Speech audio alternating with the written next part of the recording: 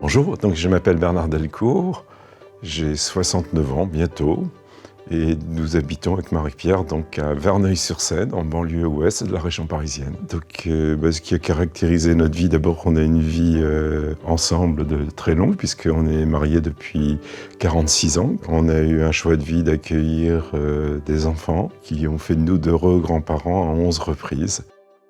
J'ai toujours aimé un peu les sports d'endurance. Donc j'ai alterné par des périodes où je faisais du vélo,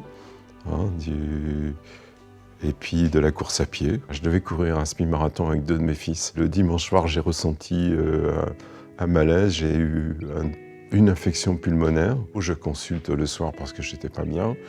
Un médecin, il m'envoie faire une radio. Il m'a dit, voilà, monsieur Delcourt, j'ai un doute. Je ne sais pas, mais votre tableau clinique est atypique. C'est pas normal que quelqu'un qui est dans votre condition physique, qui a à peu près une vie saine. Et donc il a appelé les urgences de l'hôpital de Melun, là, qui est juste sur le bord de la Seine. Il a dit, je vous envoie quelqu'un, ne laissez pas repartir chez lui. Donc je me suis retrouvé dans une piole à l'hôpital, et je lui ai dit, mais attendez, j'ai pas de pyjama, j'ai pas mon portable. Il dit, voilà, oui, vous êtes atteint d'une gamma-pathie monoclonale. Et j'avoue que moi, la seule question que je lui ai posée, c'est est-ce un cancer ? Brutalement, et il m'a répondu oui. Je me suis retrouvé face à un mur d'escalade. Dans votre vie, vous trouvez les points d'appui.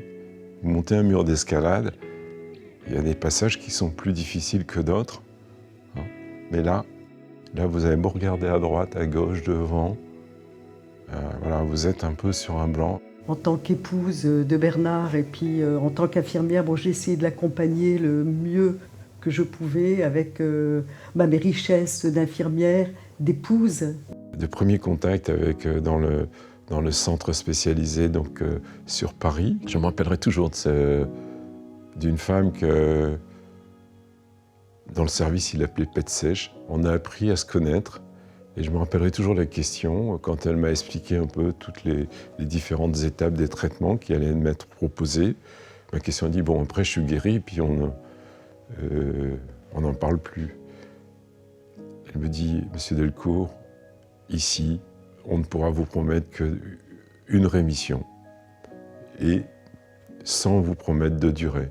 Dans les traitements du myélome, on a toute une phase de chimio, d'induction, où on cherche à réduire la masse tumorale dans la moelle osseuse. On remet la maladie en sourdine, on la bloque, on vient la bloquer. Et voilà, et donc pour moi, écoutez, pendant 8 ans, j'étais dans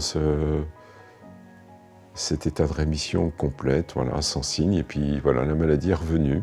Un des signes caractéristiques de la reprise de la maladie, c'est des fractures spontanées. En marchant, traversant le cimetière du Père-Lachaise, avant ma rechute, il y aura 3 ans. 3 ans cette année, je me suis fracturé le pied spontanément. Quelques semaines après, j'ai eu une fracture de côte. Ça a confirmé que la maladie était redevenue active, qu'il me fallait revenir dans une phase de traitement. Donc j'ai repris les traitements donc, en octobre 2018 et je les ai terminés donc, en juillet 2019.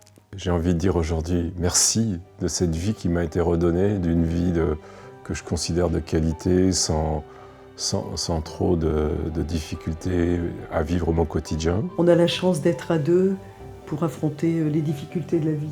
Voilà, c'est une aide précieuse. La vie, c'est quelque chose qui n'est jamais abouti. C'est un mix de tout ça qui a priori, certains y verraient de l'eau trop. Moi, j'y vois un beau bouquet.